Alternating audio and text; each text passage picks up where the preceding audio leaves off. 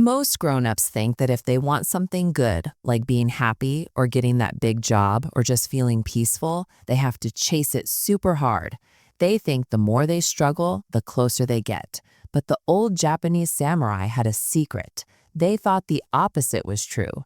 They spent their lives practicing how to let go of trying. And that, funnily enough, is what ended up giving them everything they needed. You're watching this because part of you already knows this secret. The more you squeeze your hand to hold on to life, the more things slip away. Come closer and let me tell you how the samurai used this amazing idea and how you can start using it today too.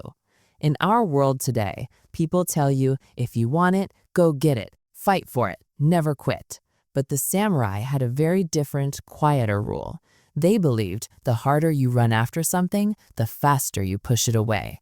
They called this the backwards law. It's also an important idea in Zen philosophy. The rule is simple and a little strange. The harder you try to feel super safe, the more worried you feel. The harder you try to force yourself to be happy, the more unhappy you feel.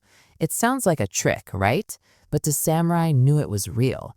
They didn't try to win their battles. They just trained until they were ready. They didn't chase peace. They simply learned how to stay quiet inside, even when everything around them was chaos.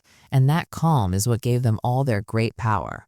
The backwards law teaches us that when you really, really want a good feeling, that wanting itself becomes a bad feeling. But if you just accept a bad feeling, you let it be there, it turns into a kind of good feeling. This connects directly to the ancient Japanese way of life called Bushido. A samurai didn't spend his energy looking for peace. He walked onto the battlefield knowing that he might die right now, and by accepting that biggest fear, he found a deep, true kind of peace.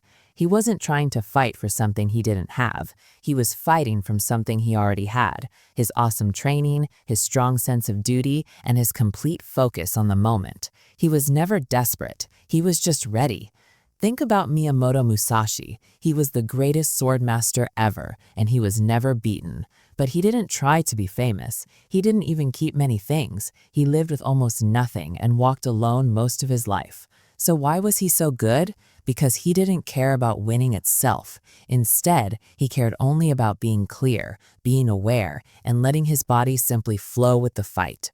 Musashi once said a very deep thing: fixation is the way to death. Fluidity is the way to life. He didn't try to be the winner. He just worked until he became the kind of man who simply couldn't lose. Today, everyone is running after something: more money, more followers online, more love, more peace. But the samurai give us this final great lesson. If you chase after things, you will always feel empty inside. If you simply train, if you accept what is, and if you stop forcing things to happen, you become full. They didn't live with greediness. They lived with stillness. And in that quiet stillness, they found a kind of power that nobody could ever take away from them. Here is the simple truth: whatever you try to force will push back against you. Whatever you accept will just flow right through you. The samurai didn't try to be calm when things went wrong. They trained every day until calm became their default nature.